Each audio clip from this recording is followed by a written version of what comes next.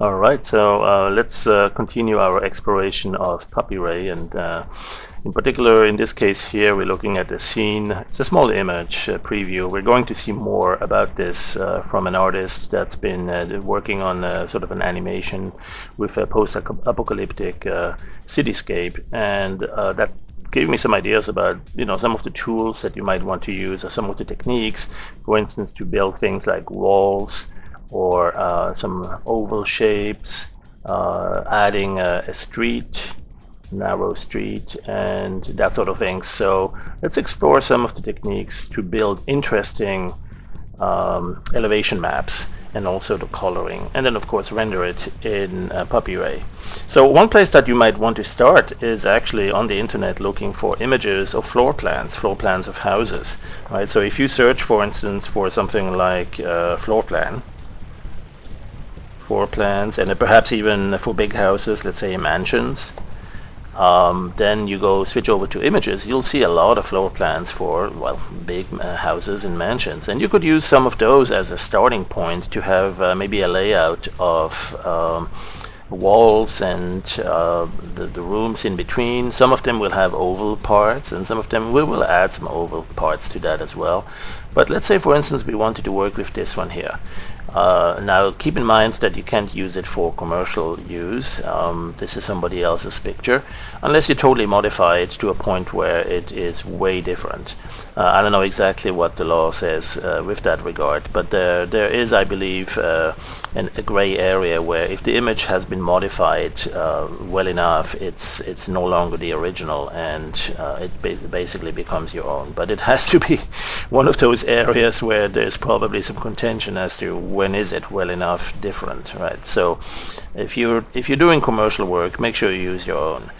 Anyway, so I copied this one image, forgot already which one, but we'll just take that and let's switch over to Dog Waffle.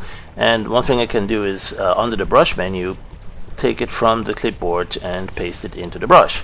So now we have that in our brush. Let's go and clear. Let's go and store the brush also. In fact, let's store it as an image. We might want to put it in here. And then we can stop the preview and we can work with that. So one thing I'll do is I'll remove some of the text. So for instance, one thing I'll do is I'll grab the custom brush pickup tool, grab me a little square of that background color I want to erase to, and then I use the brush to paint right over there. Now it looks like I need to go over it a few times because it's probably not opaque enough. Let's go to the preview. Yeah, it's kind of semi-transparent, and there's the opacity, so we can increase that to fully opaque. And so now with that we can already clean this up a little bit and just eliminate the text, or even parts of the walls that we might not want anymore. All right, so let's see if we can, and by the way, it doesn't matter if you still see a little bit of text here or there, as long as you can't really read and recognize that it's text. It might look like bits and pieces of tables and chairs that are still lying around, so it doesn't have to necessarily be totally flat there. And also keep in mind that we are working kind of on a negative of the elevation map here. What's dark, those walls, will eventually be the higher parts, and the white part down at the bottom, that needs to become the dark part so that it becomes the lower edge of the elevation map. But it's too early to worry about that. Now one thing we can do also is add a little bit of variation to this. Perhaps we want to first of all make anything that's dark, like those walls, all up at the same level, and we see that some of them are not. There are some gray parts, so we're going to work on a little bit of thresholding here. With the threshold filter we can make it so that it's either all black or all white or somewhere in between, and then so that way we have a fairly good, consistent, almost perfect map there. Now there are some parts with holes, but that's okay because we are going to create a post-apocalyptic scene, so it's okay if there are some damaged areas already. Now the next trick here is to add a little bit of variation so that not all parts are going to be the same level, some higher, some lower, and that's also for the ground. But let's focus first on the walls themselves. So what you could do is go and select the walls by doing a selection by the darks, the shadows, and you can see if you show the overlay, everything else is pink, and that means it hasn't been selected. And So what I'll do now, let's store this selection mask. We might need that one more time later. So here's the selection mask that we're working with.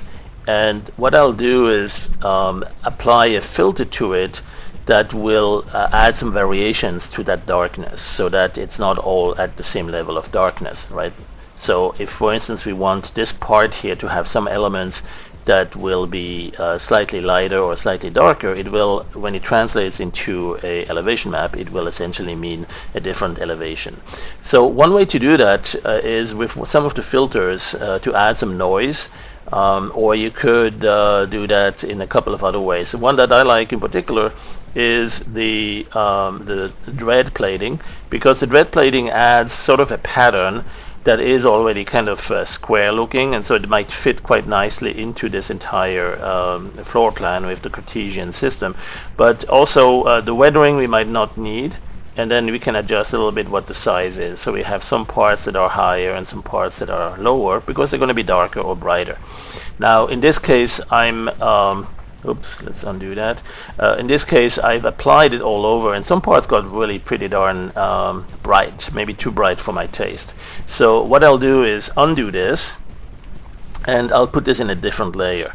So undo this, and let's go open a new layer there under the layers, add another layer, and render that filter into that layer instead. So let's go, where is it? Oh, render dread plating. Oops, that's the sky. That's not what I want. Render dread plating.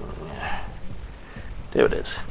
And what I'll do is I'll keep it at the same parameters I had before, but now I'll find a different layer mode. By default it's multiply, and that means since underneath it the layer is black, multiply that to anything, it's still going to be black. So what you need to do is change it to perhaps a additive or a subtractive or some other, and then you have the slider that we can use to adjust, well, how much of that effect do you actually want, how much variation do you want on there.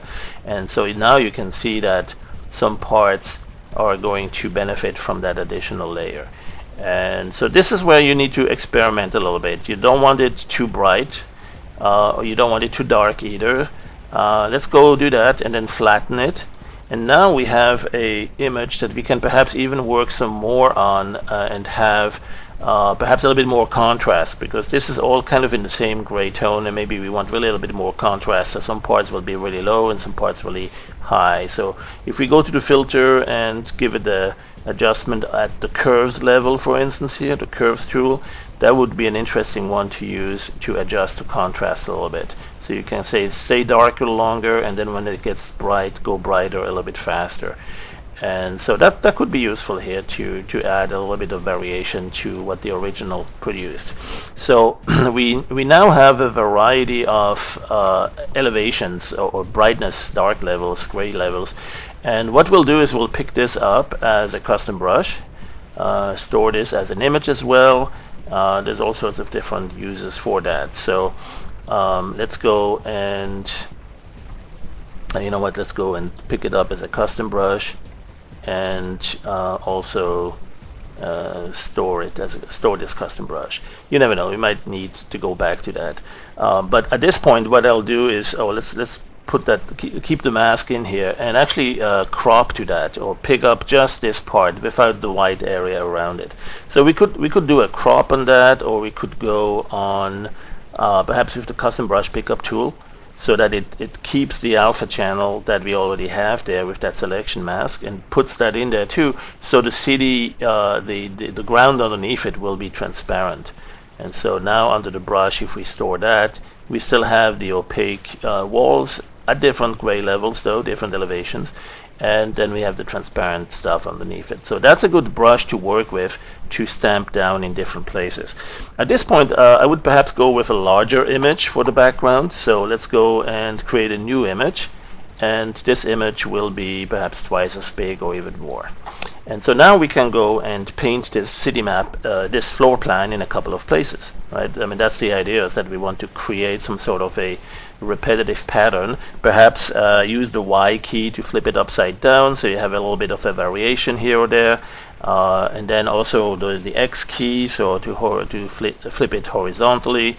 All sorts of different ways to make this work. And then also, if you have too many of those and you really want to carve some streets, let me do this. Let me populate this with just too many of them. Now I'm going to need some streets carved into that. So what I can do is I can use the fill tool here, and making sure that I have one of these in white, let's say the secondary color, I'm going to fill a path right here, and then perhaps another one here for a big wide street opening. And then I'm also going to give it a thin one, like a little side back street that's going to stop right there. So that adds a little bit of something right to it. And now I can make it also seamless. So under the image menu, go to make seamless, and then that way we'll know that this will be kind of a competitive continuous repetition pattern. And so at this point, let's go store that one. Actually, no, let's first invert it. This is really the way we need it. We need dark at the bottom, and we could add some rubble or some other patterns there too to make it even more interesting. Maybe a little bit of noise, maybe a little bit of slope. That would be actually an interesting one. If we go to the rainbow here and add a linear gradient and say very soft, let's go just across it first, something like this, and then undo with the interactive undo. So you have only very little bit of slope there, just a little bit. Enough though that it will be noticed when you go do the rendering with that in PuppyRay. And in fact, if you want that to be kind of a hilly wobble that repeats and doesn't introduce a sudden drop from this edge back to the other as we tile it, what you could do is make that seamless again. So you could go to image one more time here and make that seamless. And there's some parameters here to play with, by the way, also here, right? You can change these and adjust the repetition overlay there. So let's say now we have this part and we want to make that the ground floor for our elevation map. So let's go store that and get busy rendering. So maybe we need some colors too. If we do a render on that directly as is, then filter transform PuppyRay is going to show it in gray. It looks great. It's a good starting point. Might be a little bit bright, might be a little bit dark, but it's a good starting point. But we might want some colors also there on the ground. So that's one place that we can perhaps further improve. Let's do a quick ray trace. This is a quick a preview render. You see those horizontal lines during the render. Don't worry about those. They're actually not in the system, the final image. But let's go see one more time. Perhaps let's undo that and PuppyRay that with a slightly different angle and different shadows. Where is it? Transform PuppyRay. There you go. I'm going to go and have a look, go like this, and then also go closer into the city, there you go. There's some interesting vantage points to find right there. Perhaps we can see part of the city as well, part of the sky. And so we need the fog to be kind of a reddish, because it's after the burn. And there it is. And then we also need the light source there to kind of mimic a little bit whatever the sun is going to be in the background, that we post work into it later on. So let's say if we move the light, you can see the shadows are going to go one way or another. This is a preview quality. Now we can do the high quality render for our final render here. So this is still not the final render, but it'll give us a good idea of what it's about to look like. Oh, we forgot the, let's stop this. The global illumination, that definitely will help to brighten up those shadows areas a little bit. Let's give it that, and let's not spend too much time on this preview. And there you go. So now the place where we can make this even more interesting is perhaps work on the angle, the wide angle view if we need that, or more of a telephoto, and you can position the camera to kind of look between the walls, or maybe a window, through a window. There's all sorts of other techniques that you can use to create a really beautiful scene. And then in the end, you know, do you need to wait for this to render really at highest quality? Maybe not. It depends on where you want to take this next. Because one thing you could do is really use this only as a quick prototype, sort of a matte painting backdrop, and then you're going to paint manually over that. It's quite possible that really in that case you don't actually need it to render even at this intermediate level of quality. You could actually go with a very, very rough draft and then simply either paint over it or add some filters that will smooth it across, and you don't need to worry about the imperfections of the initial quick render. Right, so here's some example. Let's go snap this one up. Let's go get out of Puppy Ray and snap this one, store this one, and let's do another one. Let's go put this thing in there again and do this time let's go do some render with color. So what I'll do is I'll work on this and add some color to it. Now one quick and easy way to do that is to just select a gradient. You go to the sweep editor and find a gradient that has some interesting colors, maybe something like this with a little bit of earth tones, perhaps a little bit more green in some places, which means a little bit less blue perhaps here, and a less red, so that we kind of get some green patches at times, but we want them dark as well. So let's get rid of the blue altogether here, and the red also, so we get kind of a dark green in some places. Let's see what else. Maybe we can smooth this a little bit.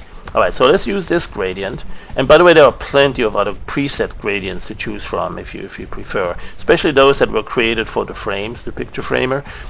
Some of these will create some really interesting looking gradients too. Why not try one of those? I don't know what's going to happen when we use it, but it's going to look interesting, that's for sure. Let's try one more here. Different category. Let's see if we get something. No, these are kind of pastel looking, so you gotta find the one you like, or you gotta make it yourself, right? I mean, there's a common theme is that if you want it done right, you gotta do it yourself. Okay, let's just use this one here. It doesn't have too much green, but we can use it. And so what I'll do is I'll simply go to the filter and the color, and there's a map to current gradients. So the current gradients are now mapped on that, and you see there's some banding and there's some stepping and so on, and that's because of the slight slope we have on the ground when we added the linear gradient. And so now the gradients or the color maps are mapped onto that. We can do that one more time after inverting it perhaps, and see if we get even something even more interesting. So yeah, this might be more of a sandstone faded look that we are looking for. Maybe we want to blur it a little bit too. Color wise, that doesn't hurt. Now elevation map wise it would, but in terms of color map it's not a bad idea. Let's go and add a little bit of filter blur. Let's do a quick one with bokeh or Gaussian. There you go.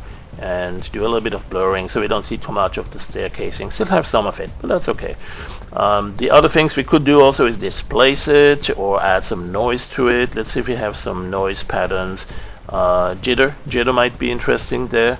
That will add some interesting variations to the colors without making it too bright or dark at times.